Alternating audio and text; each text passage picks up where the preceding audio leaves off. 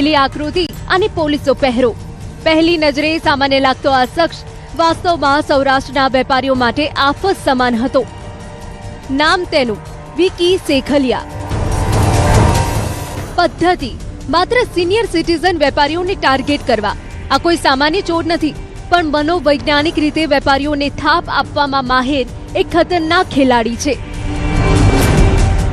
Recce target અને ખેલ ખત્મ. જુઓ આ સીસીટીવી ફૂટેજ. કેવી રીતે શિકારની શોધમાં ટોળકી રેકી કરી રહી છે. નજર સીધી ગલ્લા પર અને ધ્યાન વેપારીની હલચલ પર. આ ટોળકી પહેલા શહેરના મુખ્ય બજારોમાં લટાર મારતી, એવા વેપારીને શોધતી જે ઉંમર લાયક હોય અને દુકાને એકલા હોય. જે ટોળકી સિનિયર સિટીઝન જે દુકાનો ઉપર બેસતા હોય છે એના પાસે જાય છે અને કોઈ ચીજ વસ્તુ લેવાના બહાને એમને દુકાનના અંદર મોકલે અને પછી એમની નજર ચૂકવીને ગલ્લામાંથી પૈસા કાઢી લે છે.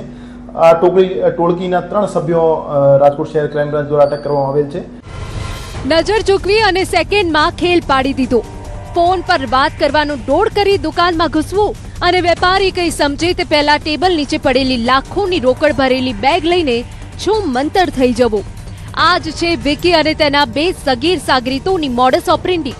રાજકોટના ભક્તિનગરમાં જલારામ ઇમિટેશનના વેપારી ભરતભાઈને પણ આ જ રીતે 85,000નો ફટકો પડ્યો હતો. 10 ગુના, લાખોની ચોરી અને 1 કાર.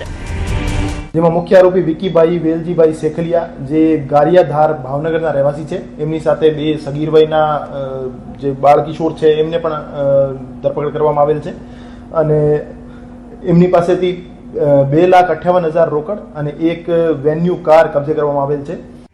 રાજકોટ ક્રાઇમ બ્રાન્ચના પેટ્રોલિંગ દરમિયાન આ ટોળકી બાતમીના આધારે ઝડપાઈ ગઈ. તપાસમાં જે ખુલાસા થયા તે ચોંકાવનારા છે. માત્ર રાજકોટ જ નહીં પણ ભાવનગર, વાસદ, નવસારી અને ચીખલી સુધી આ ટોળકીએ તરખાટ મચાવ્યો હતો. પાનના ગલ્લાથી લઈને બિયારણની દુકાનો સુધી ક્યાંય આ લોકોએ બાકી રાખ્યું ન હતું. સૌરાષ્ટ્ર વિસ્તારના અલગ અલગ જગ્યાઓ ઉપર માર્કેટમાં જઈ જે સિનિયર સિટીઝન દુકાન ચલાવતા હોય છે એની પાસેથી કોઈ ચીજ વસ્તુ માંગે છે. જ્યારે એ ચીજ વસ્તુ લેવા અંદર દુકાનના અંદર જાય છે ત્યારે એમની નજર ચૂકવીને ગલ્લામાંથી પૈસા કાઢી લે છે. એ રીતે એને આ ટોળકીએ ઓછામાં ઓછા 10 એવા બનાવને અંજામ આપ્યો છે. પકડાયેલ આરોપી વિકી ગુનાખોરીની દુનિયાનો જૂનો જોગી છે. મારામારી, ચોરી અને જુગાર જેવા 4 ગુના તેના નામે બોલે છે. પોલીસે તેની પાસેથી કોઈ 7,58,000નો મુદ્દામાલ જપ્ત કર્યો છે. એનો જે મુખ્ય આરોપી છે વેલજીભાઈ, એના વિરુદ્ધ 4 ગુના દાખલ થયેલા છે, જેમાં 1 જુગારનો, 1 મારામારીનો અને 2 ચોરી ગરફોડના ગુના દાખલ થયેલા છે. અને આ સિવાય જે બાળકિશોર છે એમની કોઈ ગુનાહિત ઇતિહાસ નથી. પોલીસ હવે તપાસી રહી છે કે શું આ સિવાય પણ અન્ય કોઈ વેપારીઓ આ ટોળકીનો ભોગ બન્યા છે. પણ આ કિસ્સો તમામ વેપારી માટે લાલબત્તી સમાન છે.